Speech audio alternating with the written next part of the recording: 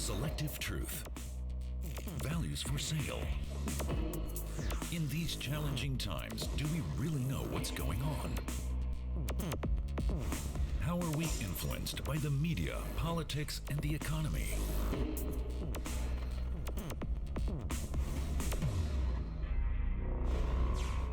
Sustainability, the big challenge for global politics and economics.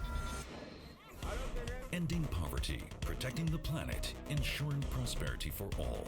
These goals seem to be further away than ever. But people all over the world have innovative solutions, and even more want to see a change in environmental and human interests. Is it possible to establish economic policies on ethics? How can we implement responsible and sustainable policies regarding natural resources?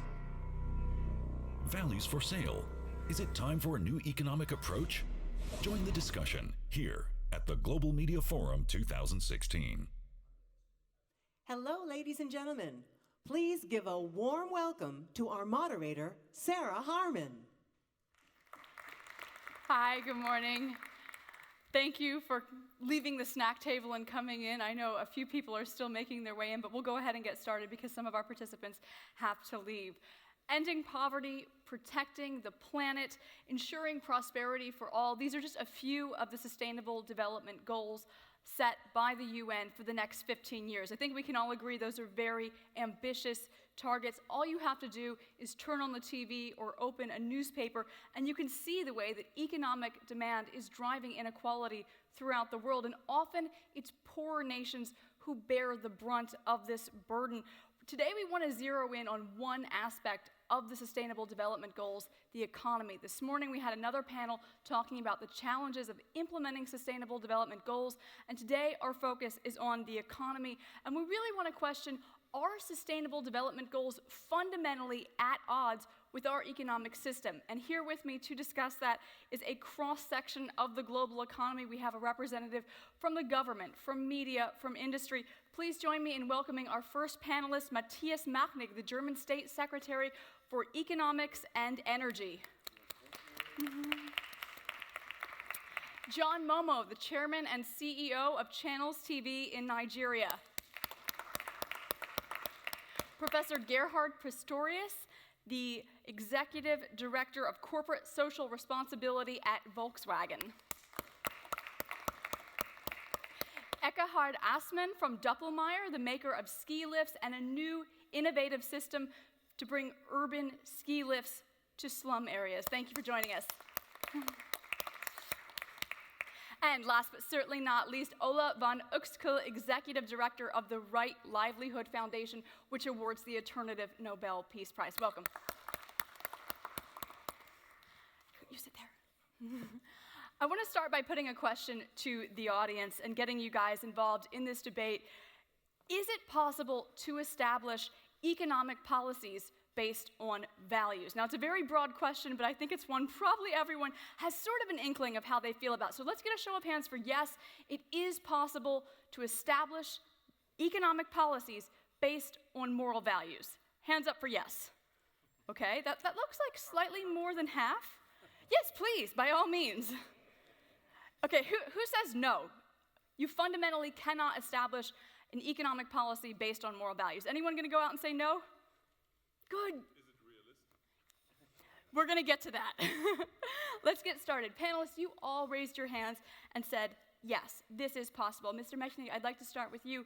How? How is it possible? Where do we start? Everyone knows that the 21st century is decisive because of a very simple reason. We are going to have 9 to 10 billion people. We will have, if we go on like we did, let's say, in the last 100 years, energy consumption is going to increase, CO2 is going to increase, resources will be needed. So everyone knows we have only one choice, becoming sustainable. And companies are realizing that the old fight we had in the 70s and 80s, and that was, let's say, not an economic, this was a culture fight between saying on the one hand, you can't be sustainable if you want to have economic growth, and everyone is going to realize this has to change. And now the best way to do that is not an ethical question. Yes, there must be ethics. But how can we build business models that are more sustainable? And if you look at certain sectors, this is going to develop. Look at, give you one example. In 2001, we started renewables in Germany. And now we have 33% of our electricity coming out of renewables in 15 years. No one, not even the highest supporters of renewables, expected to have a share of 33% in 15 years. Or give you a second example. Everyone knows you have to build up e-mobility. Because if you look at the mega cities, you have no other choice. And now the question is, who is going to be the first mover? Or a third thing, if we are not looking for our resources, the industrial society can't develop, so we have to be more efficient. So we have to decouple growth from resource use and energy consumption and so on. That's very clear. And everyone knows this. The question is, how fast is that possible? And the day-by-day fight we have is not on the direction. It's on the question, how fast is that possible? How do we bring economics and sustainability together? And what time of period is needed to do that? Let's talk about the automotive industry for a minute. You're sort of at the forefront of this, trying to turn economics into sustainability in practice. How is it going? Well, compared with the last 15 years, I think there was really immediate growth in the relevance and in the management procedures. You have there also a lot of professionalization in organizing the day-to-day business in terms of steering committees, in terms of KPI measuring, and all these things. So from the side of professionalization inside of the company, I think there you can observe great progress in this field. And I think this is totally necessary because the movement is so fast in the last years. And I think we are just really starting, especially in our industry, a phase of transformation and a double transformation, so to speak. On the one side, you have to transform the transportation system, the mobility system, in terms of electrification, in terms of digitization. And on the other side, we will also have to change completely our industry by doing our works, by qualifications, educational skills, and all these things. So I think this is a huge challenge, but it's the first time that you can really interlink, so to speak, on the one side, the requirements of sustainability with another mega trend, digitization. And I think this is the first time that you have really there in line these different developments, these trends, and this is a huge chance globally, but it's also a kind of competition in this field, and therefore it's so necessary that we are really very prepared in this field. And I'm rather optimistic that we have taken some really relevant points in this field. Let's talk about competition, because Volkswagen makes cars. Obviously, you have an interest in people continuing to buy cars, and yet a lot of people, McKinsey for one, says in the future, auto sales are going to slow as we shift toward a sharing economy. Does that make you nervous? No. I think there's not a contradiction. On the one side, I think you have to take really a global view, and there you see you need a lot of individual modes of transportation with cars, different engines in this field. And on the other side, you have to organize really the traffic in the big urban agglomerations. And there, without any doubt, we need a transformation. And therefore, for example, all ideas concerning mobility on demand systems, I think, are really a step forward in this field. And from my personal view, I know it's more than 25 years ago that we were dealing with car sharing. Everything failed in this time tremendously. But now we have really a completely new environment, so to speak. And therefore, I'm really optimistic that the transformation from only producing cars to come up to a mobility provider is really a chance for the car industry, but without any doubt facing new competitors. So we have on the one side to cooperate, on the other side we have to compete with, let's say, Google or Apple or all these other ones. But this is a great chance because we have to accept this competition, and I think we have competences in this field. And at the end of this day, I think we can really together create a mobility system which fulfills the requirements of sustainability. And this is a huge chance, firstly, in the history, so to speak. While we're on the topic of transportation, let's hear from Mr. Assmann. You make cable cars for urban areas that are more environmentally friendly than a bus system, than a metro system. Do you agree with the Volkswagen take on this? Well, we are just another industry, and I just heard before that we are talking about e-mobility since 3-4 years.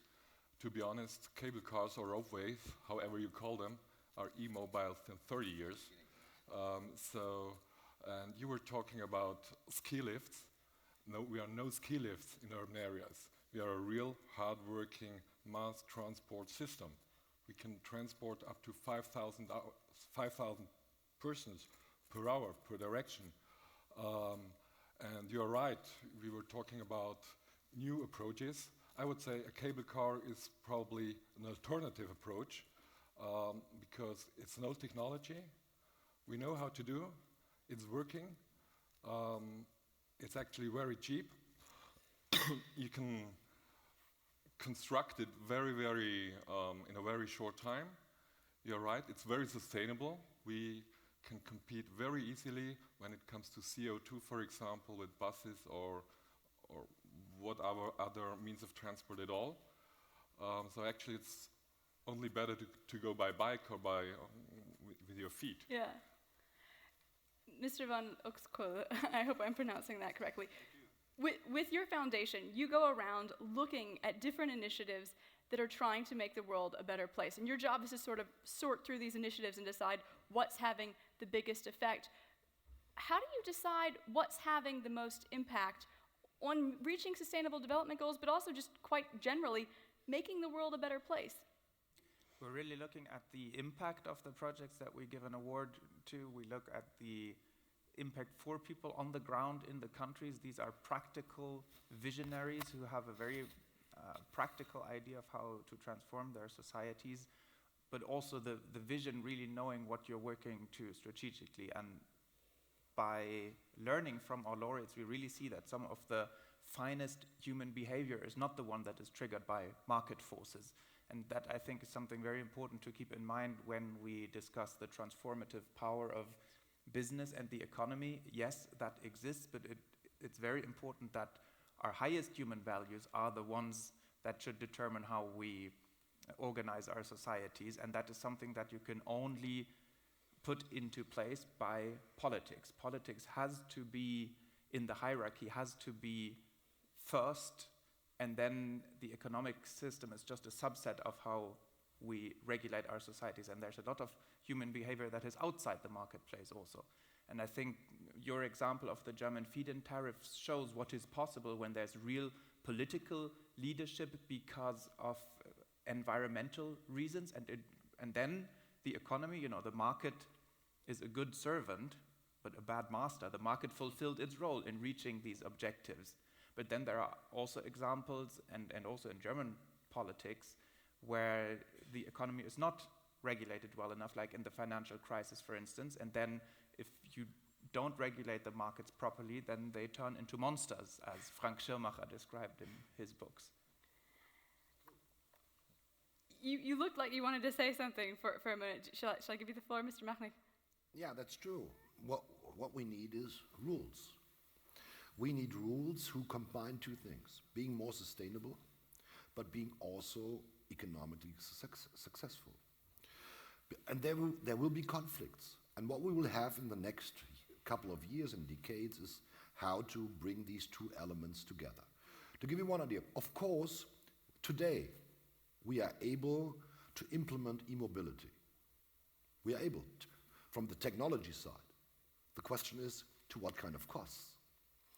And now we have to, let's say, to invest to reduce costs, building up the infrastructure, building up new business models, as you pointed out, and therefore you need clear rules and a clear framework for the industry. And we have to be ambitious. I totally agree. Especially it needs to be long-term. That is something that made the feed-in tariff very successful, that it gives a 20-year perspective. Absolutely. So we need a framework that everyone can rely on, so that the investment is going to can be made. But on the other hand, we have to also to see there will be conflicts. They are developing countries. And they are going to say, wow, you the industrial economy, you were successful because you for a long period used fossils. And now, if we are going to say them, don't use them, why don't you go into the e-mobility or in the renewables? They are going to say, wow, this is ecological imperialism. That's how they call it, because they say, then we don't have the chance to develop. And what is the biggest challenge in their countries? That's poverty, that's unemployment, and so on. And now we have to bring these two worlds together. But These that worlds is where- together on a fair level, that on the one hand, their economic development is possible, and the industrial countries are going to show that sustainability is possible. So we have to invest into, let's say, technologies, and these technologies, let's say, have to become more cost efficient that developing countries can afford. But That's that the is view. first of all where we Let's have let a lot Mr. of Momo homework. weigh in, and then we'll come to you, Mr. Van Oxen. Say that because the developing countries can, from hindsight, and haven't seen the mistakes that have been made by the developed countries, the rich nations, can leapfrog and not go through the same mistakes all over again. But do they have the capacity? Do they have the wherewithal to be able to do that? So it's a question of, it's more like saying, do you want capitalism or do you want socialism? Or do you want both?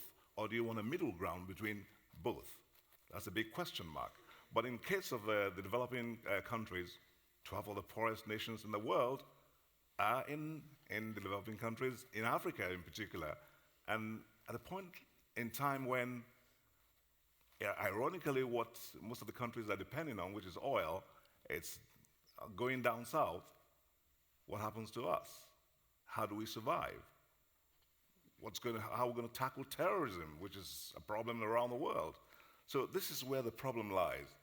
It demands a lot of thinking to see how we are able to be able to get the middle ground and to see the foolproof formula that we'll use to be able to create, get a good economy going, and have one that is sustainable and one that is it's a good economy. So it's a big question mark that needs a lot of clear thinking and mind shift. And I hasten to say that let us think about regenerative economy. Let us think about an environment which is the low-hanging fruit. Preserve the environment. Let us think about the areas around us, every other part of what makes an economy. Not only the aspect of well-being should be considered as well, so that when we take all that into consideration, then we'll know the causes and effects. For instance, in manufacturing a car, if we were to start assembling cars, we have to be able to know the minerals that go into the production of the cars, the workers who are going to be involved in the assembly of the cars or the production of the cars, and the impact that the production of the cars will have on every one of us. So it's a big question. It is a big question. Mr. Van Oxel, you wanted to respond? I argue there's a lot of homework to be done in rich countries, first because we've been deceiving ourselves for decades, because our economies are not based on fossil fuels, they are based on cheap fossil fuels. They are based on the practice that we externalize all the costs, the environmental costs, the health costs onto societies. And that is not a model for other countries to follow. And as you say, communism collapsed because the prices didn't reflect the economic truth, and it's the same way the system we have now is collapsing because the prices do not have the ecological costs included. And that's a huge problem that needs to be addressed here and needs to be addressed in other countries. But certainly we are the ones who are most responsible for all the devastation that has already taken place. And then we try to make developing countries pay the price for that, and that is totally unethical practice. In other words, there should be reparations. Oh, that's a Absolutely. subject for another Ecological debate, I'm reparations, sure. Yes. Okay. Well, as an economist, I can totally agree with you. Pricing matters without any doubt. But we have also to take in our mind that we made some serious progress in the last years. So the externalization is not up to now complete.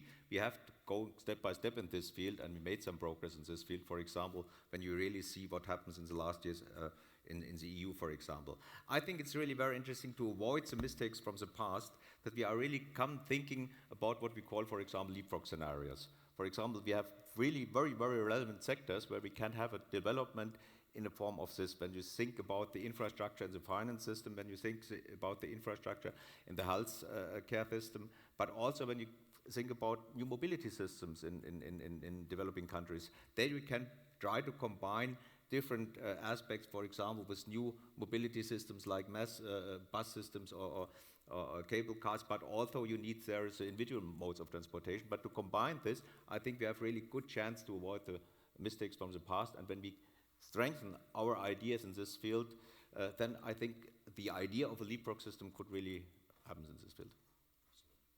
But it could go both ways even. There's a lot that we can learn from your countries. There are lots of small-scale solutions. I mean, solutions like the ones you're implementing in La Paz. I think one of your systems is working. Do you want to just Well, yes. tell our audience about Actually, this? we already learned, you know. Where do we build these systems? At the moment, it's Bolivia, it's actually South America, it's north of Africa. It's not the States, it's not Europe, it's not the Western world, let me call it like this. It's South America and it's Africa. Perhaps you could just sometimes describe Asia. the solution for anyone who's not familiar with what it is exactly that you're building in La Paz. Well, actually, to put out one example, we are on the way to build the biggest urban roadway network in La Paz, linking the two cities, La Paz and El Alto. In the end, we will have about 30 kilometers of cable car with about 9 lines, transporting 3,600 persons per direction per line. Till now, we do have 3 lines ready since 2 years, and within these 2 years, we already transported 50 million people with only 3 lines. And this works perfect. Do you see an application for I hesitate to say niche solutions, but perhaps for lack of a better word, niche solutions in Nigeria? Absolutely. I mean, in mobility. Well, Nigeria is, there's a project for a cable car running along the coastal, the port of Lagos, from the mainland to the island. And that's going to be ferrying a lot of people, millions of people to work, or thousands of people to work, and back and forth on a regular basis. And that's one of the projects that we're looking forward to. But the question is, do we have the funds to do that now? You know, we're in dire straits, so much so like other African countries, because we depend on one economy, the extractive industry, oil. Prices are down. You know, they're not going to go back to the $100 bracket anymore, well, not too soon. So what do we do between now and then? I think the solution would be for us to see how we can work, and that's collaboration with the rich nations, to see how they can invest in infrastructure, particularly infrastructure, make specific investments. The money should be targeted at such infrastructure so that it can help the people. And by so doing, then we can export some of, we can externalize, as I said, export some of these things to our part of the world, and then we will not go the same line that the rich nations did. But then I'm asking the question, what's going to happen to fracking? It's something that's gaining ground now. Are we going to make the same mistakes in fracking? We wouldn't want that in Africa. We don't know what the consequences are in the meantime. So as we are talking about trying to get new ways of doing things that are sustainable and that are not going to be impacting on the environment, new methods are also rearing their heads. And we don't see the effects now until many years down the line. And as he said, then we'll say, we've exploited it, but you don't exploit it. But I think there's a lot to do to learn from what has happened in rich nations. And the investment aspect of infrastructure is what is the low-hanging fruit and one way to go. And who would you like to see that investment come from? From foreign governments, from foreign industry, or both? Both. I mean, the more the merrier. We need, right now there are issues of foreign exchange and exchange policy in Nigeria, where everybody's waiting in the wings to see if the country will devalue so that they can come in with all the funds that need for investment. But I think, the multilateral institutions, the governments, private sector, Nigeria now seems to be the best new frontier in terms of investment. And I think anyone who puts his money there in the country will not regret it. Mr. Mahmoud, are you Build up a competition to Mr. Asman and not import the technology from Europe, but you should build up a competitor who's doing the things more cheaply and better, so that you have the value chain in Nigeria. Let me give you first of all, maybe let me give you 3 answers to your questions. Actually, there is already a huge project in Lagos we are working on. Secondly, you were talking about time. A cable car can be realized very, very quickly. When you are talking about 10 years for subways or things like that, you are talking about 12 to 18 months for a cable car, so very quickly. In addition, to name just one of the many advantages a cable car has, it is a very cheap means of transport compared to other mass transit systems. And the third thing is, yes, there are development banks, there are financial funds around which we can use, no problem. Let's talk about this issue of investment. I think we have one problem that's a very principal one. If you look at the development in Germany, in the US and others, you learn the following. When you have reached a certain level of wealth, you are beginning to talk about sustainability.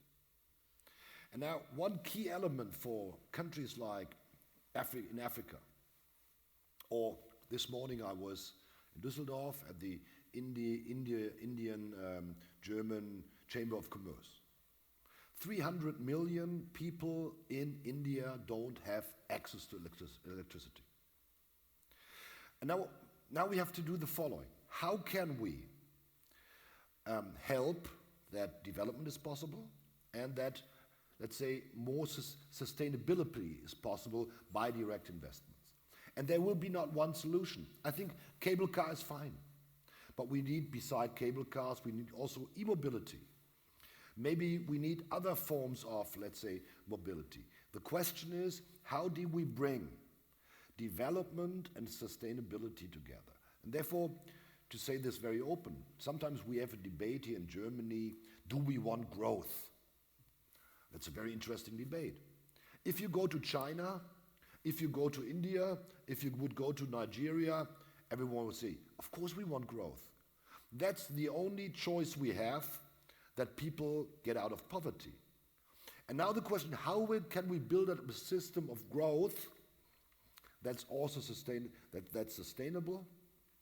And how can we do that? On financing, on technologies, on technology transfer, on qualification. So we have to look at this, and we have to, let's say, build up a system where in the next years and decades we are going to make this development also in other parts of the world possible. And therefore we need private investment, because it's a lie to think this can be all done by state investment. This is not possible. It's not possible. If you look at Africa, if they would try to build up an energy system like we have here in Germany, if you just think about the grids we have here, the power grids, this is not possible. This is huge. You can't do it. So the only choice is what? A decentralized energy production. And what is a decentralized? It must be renewables. And now, it's the same again. We have to come down with prices so that people can afford this, that they can afford a PV, that they can afford wind, and so on. And that's our responsibility. And now I'm coming back.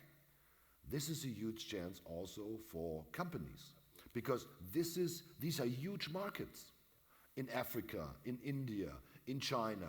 And so we have to bring these two elements together: development, business models, and, let's say, technologies, new technology that are sustainable. That's the only answer I know That's the only answer I know. So the debate about growth or not is growth. This is a debate of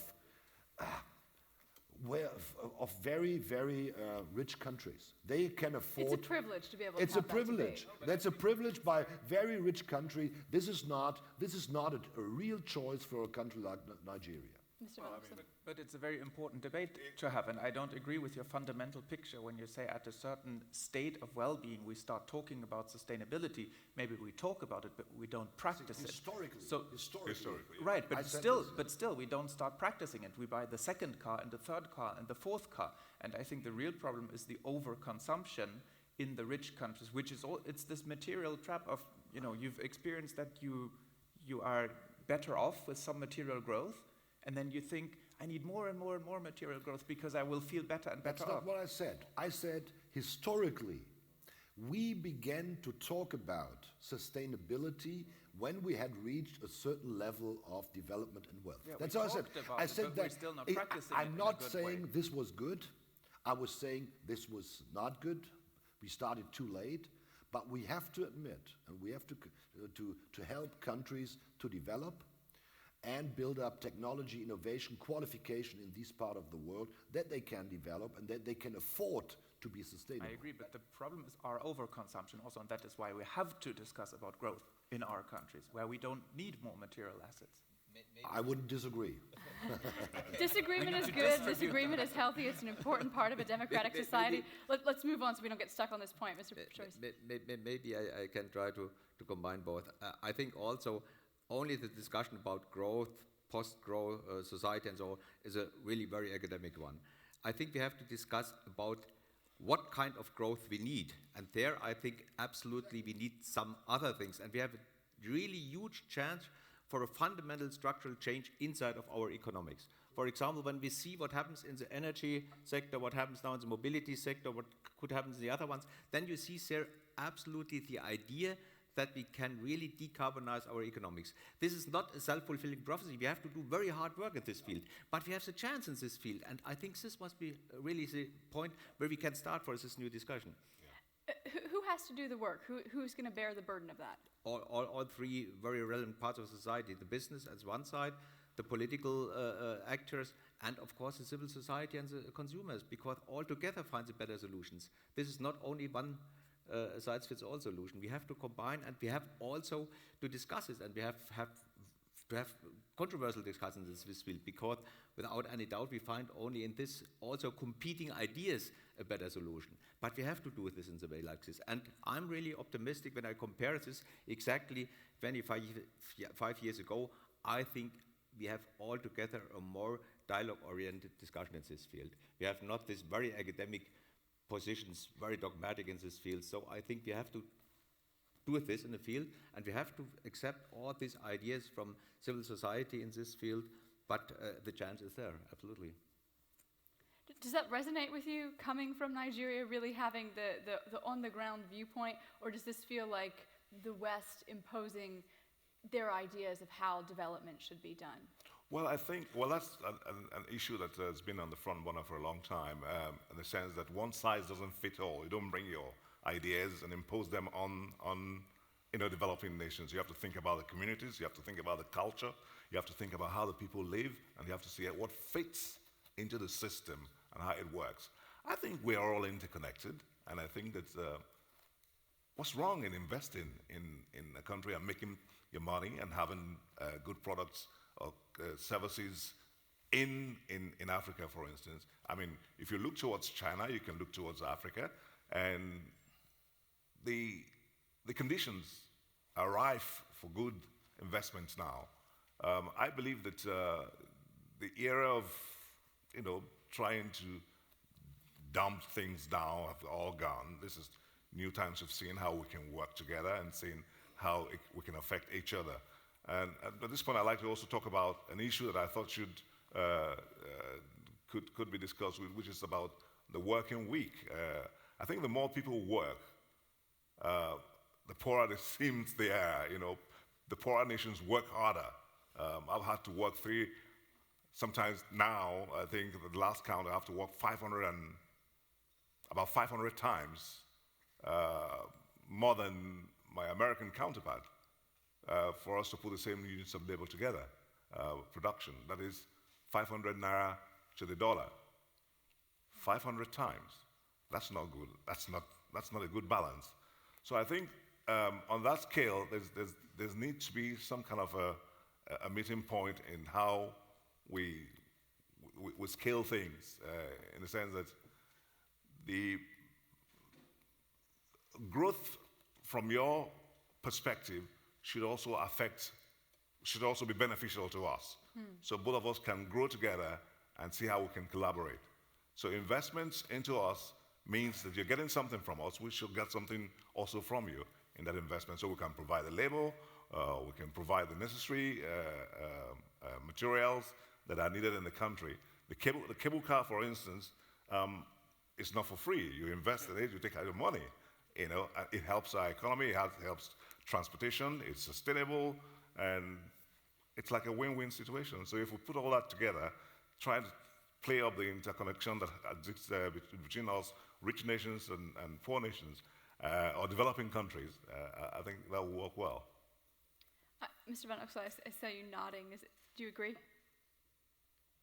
Yeah, I think there's a lot of important collaboration, obviously, that needs to take place, and we need to make sure that technologies are shared.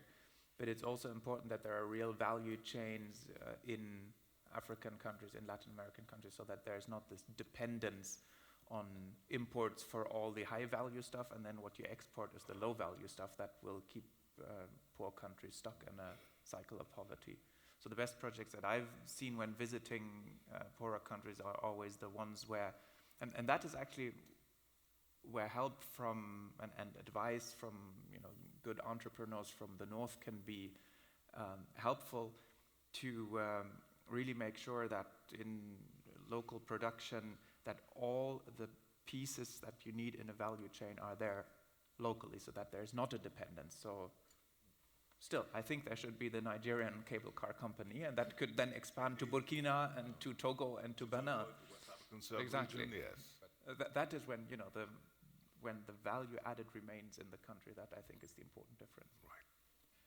Okay, at this time I want to open up the floor to our audience. I'm sure that there are some questions. We've had a rather heated debate, I think a very polite debate, but a heated debate. Are there questions from the audience for any of our participants at this time? Max, in the front row. Stand up, let me bring you a microphone. Here we go. Okay, please say your name and where you're from.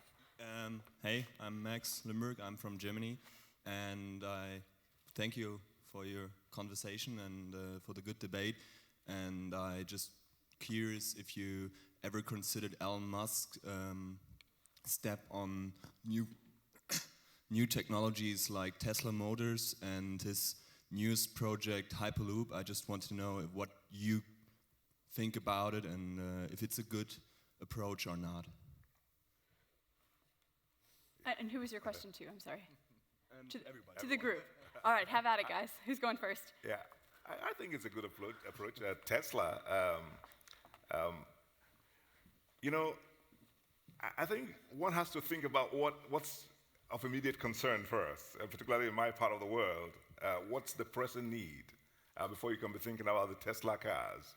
Those who will be more inclined to go for such products would be those who, as he said, have gotten to a certain level. But what's wrong in introducing them and try and see how you can phase out the kind of technology we have now? But that's going to be a tall task because millions of cars, the road transportation network is what's being used in Nigeria more than any other place. The waterways are not being used, the rail services are not being used, air services are not in their best form.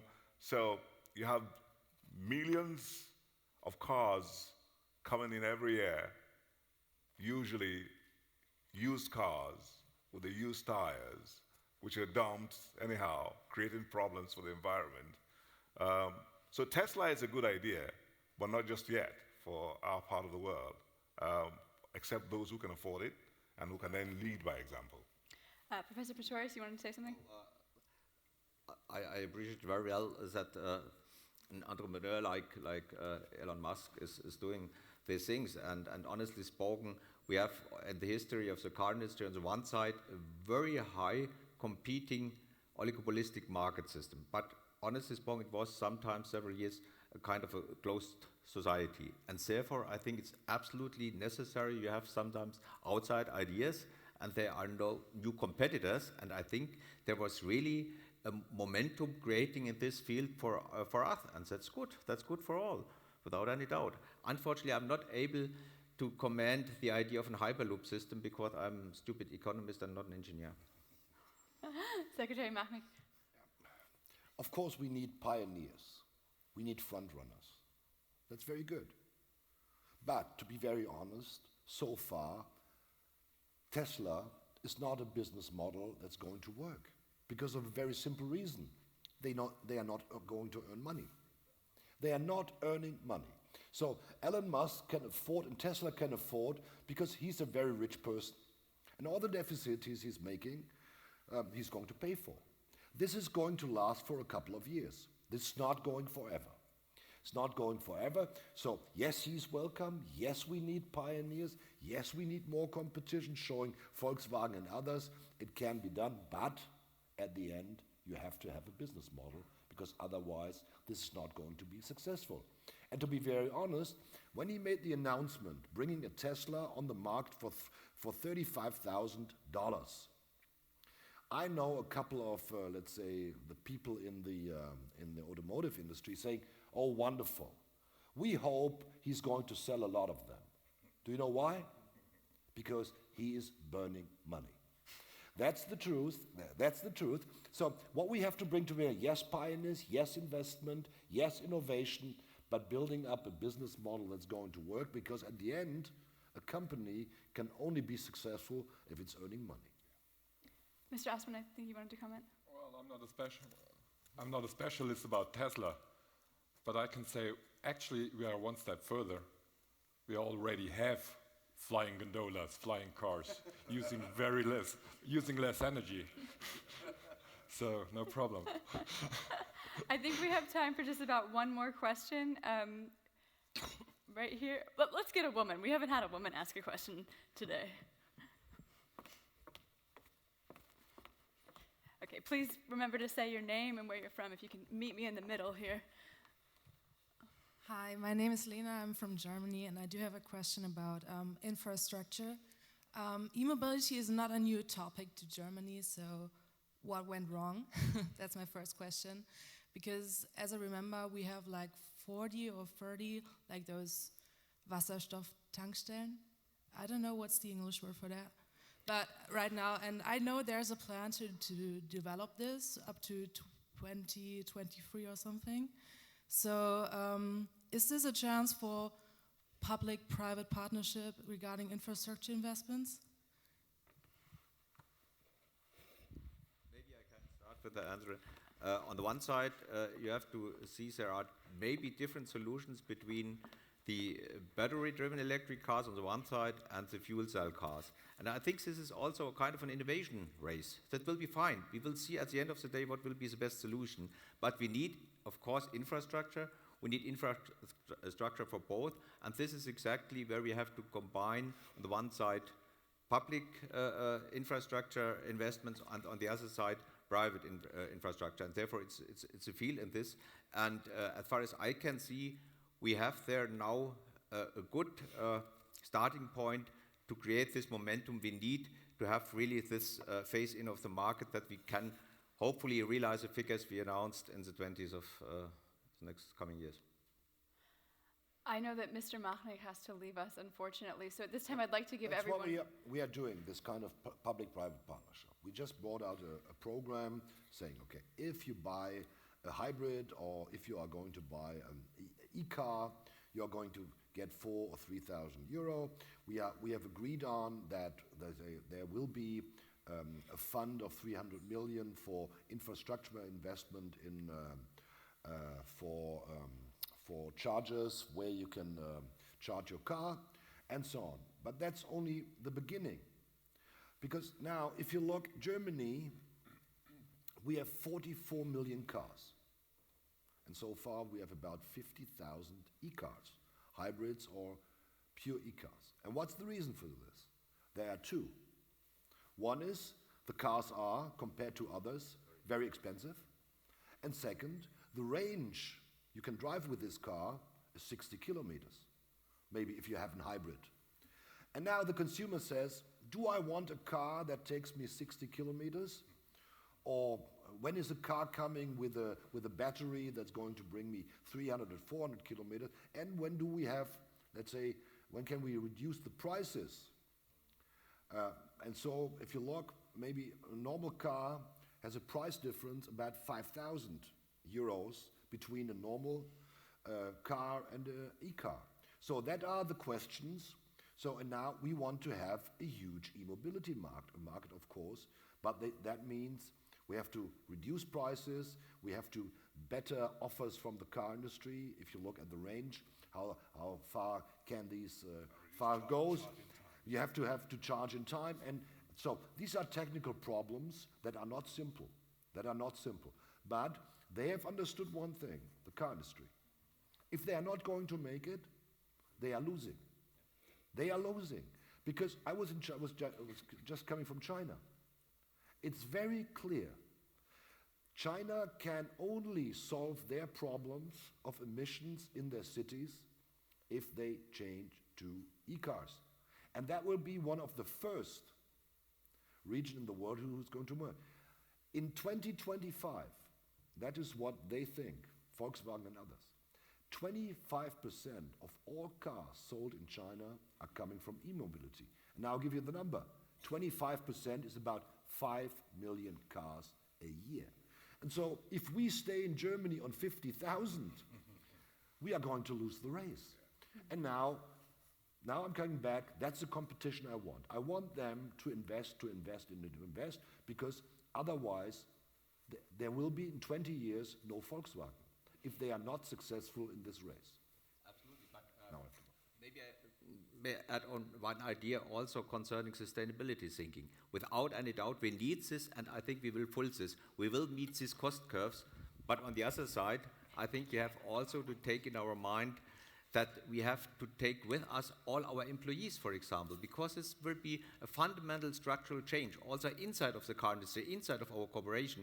You may know we have more than 610,000 employees all around the world, and there are strong competencies in all these fields. And when we now have this fundamental change of one technology to another technology, then you have to make sure that you have also to secure your workplaces, that you have the right competences in your place, because otherwise you can't fulfill this deeply cultural change also in the world. Therefore, this is a great chance, but it's also a huge challenge to take all the cultural elements with this, educational skills and all these things, because you may know we have now a lot of high competent researchers in the field of combustion engines. We will need them for the next 30 years without any doubt, but we have to organize now also this change of the technology competences in the educational system and all these things. Therefore, this is necessary, but you have to take in your mind that we have to deal with this also inside of the company with our employees and so on. Otherwise, you will maybe there arise a kind of a resistance. And this will not be really very constructive in this field. So you have to go with all these people together.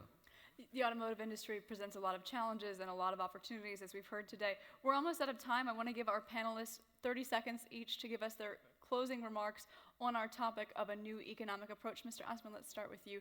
A takeaway, perhaps, for our audience. Well, of course, we only have a very, very small piece of the puzzle. We can bring sustainable transport technology, which we already have, and this is our, well, as I already said, this is our very small piece of the puzzle. We are good to do that. We can do it. We do it worldwide.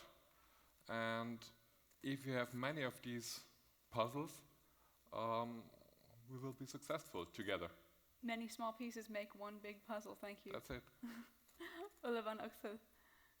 I think that values are absolutely fundamental in how we steer our economy, and I am worried that there's been a shift in recent years of hierarchies, that the market is becoming more and more the framework for politics and not politics setting the framework for the market. And I think we need to re-establish the hierarchy of values and politics in order to set a framework that will lead to the developments that we want to see. And for thus, the market and the market forces are a great instrument, but the market can never be the master. Okay, Mr. Pretorius. Economy is not a purpose in itself, therefore we need, especially all this the colleagues mentioned already, but then we have really great chance, for example, in the area of transportation, that we can create together a post-fossil mobility system, and this will be really a chance. Mr. Momo, the final word goes to you. Final word for me. Final words. Regenerative economy, it's of essence, it's very important, it's a compelling need. And I think that we should be able to fashion or think about fashioning a model between capitalism and socialism. And once we're able to identify that, that will be the icing on the cake for the economy around the world. Economists out there, you have heard you have a large task ahead of you. I'd like to thank all of our participants, John Momo, Gerhard Pretorius, Ole van Exel, and Ekkehard Assmann. Thank you very much, and thank you for being such a nice audience. And thank you, Sarah Harmon. But don't go away, ladies and gentlemen. The closing ceremony is coming right up. Thank you.